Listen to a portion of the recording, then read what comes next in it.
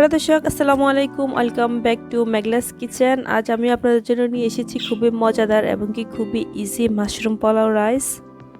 আমি চেষ্টা করেছি রেসিপিটা আপনাদেরকে খুব সিম্পলভাবে দেখাতে। রেসিপিটি তৈরি করতে আমি ঘরোয়া উপকরণ ইউজ করেছি। আশা করি ভিডিওটি আপনাদের অবশ্যই ভালো লাগবে। চলেন তাহলে আমরা দেখে নিই কীভাবে এই মাশরুম পোলাও রাইসটা বানাতে হবে। চুলায় প্রথমে একটা প্যান বসিয়ে দিলাম, এর মাঝে দিয়ে দিলাম পরিমাণ মতো তেল। এখানে আমি দিয়েছি প্রায় 3 থেকে 4 টেবিল চামচ পরিমাণ তেল। আমি এখানে অলিভ অয়েল দিয়েছি, আপনারা চাইলে রেগুলার অয়েলও দিতে পারেন। এখন সাথে অ্যাড করে নিব কিছু পেঁয়াজ আর রসুন কুচি। পেঁয়াজ আর রসুনটা আমি একসাথে দিয়ে দিব। পেঁয়াজ আর রসুনটাকে হালকা সোনালী কালার করে আমরা ভেজে নিব। আমি ফিরছি পেঁয়াজ আর রসুনগুলো হালকা সোনালী কালার হওয়া পর্যন্ত।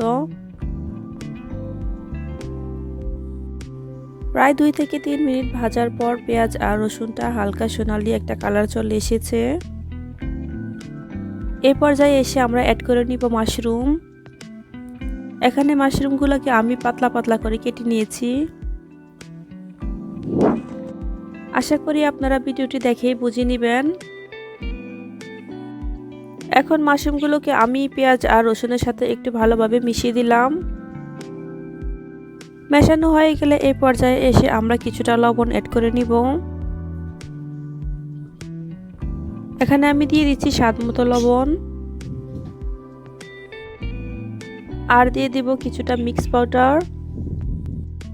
এখানে আমি বাজার থেকে কিনে আনা রেডিমেড মিক্স পাউডার দিয়েছি, আপনারা চাইলে মিক্স পাউডারটা বাসায় বানিয়ে নিতে পারেন। এই পর্যায়ে এসে আমি সবগুলো উপকরণ ভালোভাবে মিশিয়ে নিব আর মাশরুমগুলোকে একটু ভালোভাবে ভাজতে হবে। প্রায় 1 থেকে 2 মিনিট মাশরুমগুলো কষানোর পর এখন এর মাঝে আমি অ্যাড করে দিব সামান্য পরিমাণ পানি। যদিও মাশরুম অনেক তাড়াতাড়ি সিদ্ধ হয়ে যায়, তারপরও আমি পানিটা দিচ্ছি মাশরুমগুলো একটু জুসি ভাব আনার জন্য। পানিটা দিয়ে মাশরুমগুলোকে আরও কিছুক্ষণ কষিয়ে নিতে হবে।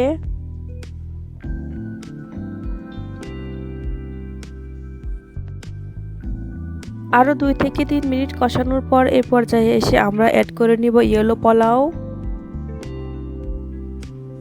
এই ইয়েলো পোলাও রেসিপিটা অলরেডি আমার চ্যানেলে আছে।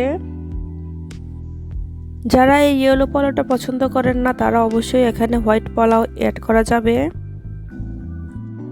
তবে সেই ক্ষেত্রে টেস্টের একটু ভিন্নতা আসবে। এখানে আমি 2 কাপ পরিমাণ ইয়েলো পোলাও দিয়েছি। পোলাওগুলোকে ভালোভাবে মাশরুমের সাথে মিশিয়ে নিতে হবে। এখানে আমি আর কোনো লবণ ইউজ করব না, কারণ আমি পোলাওতে অলরেডি লবণ দিয়েছি আর মাশরুমও আমি প্রথমে ভাজার সময় লবণ দিয়েছিলাম। তারপরও আপনারা লবণটা চেক করে নেবেন। প্রায় 1 থেকে 2 মিনিট ভাজার পর এর মাঝে দিয়ে দিলাম আমি ফ্রেশ ধনিয়া পাতা। ধনিয়া পাতাগুলো আমি রাইসের সাথে মিশিয়ে নেব। আরও প্রায় 1 থেকে 2 মিনিট ভাজার পর ধনিয়া পাতাগুলো মোটামুটি নরম হয়ে এসেছে। এখন এগুলোকে আমরা নামিয়ে সার্ভ করে ফেলব।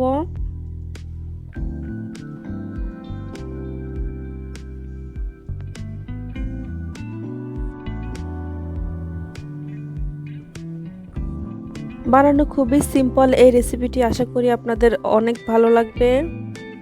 ভিডিওটি ভালো লাগলে অবশ্যই একটা লাইক দিবেন। যারা আমার চ্যানেলে নতুন এসেছেন তারা অবশ্যই আমার চ্যানেলটাকে সাবস্ক্রাইব করতে ভুলে যাবেন না। রেসিপি সংক্রান্ত কোনো কোশ্চেন থাকলে অবশ্যই কমেন্টস বক্সে লিখতে পারেন। থ্যাংক ইউ সবাইকে। আল্লাহ হাফেজ।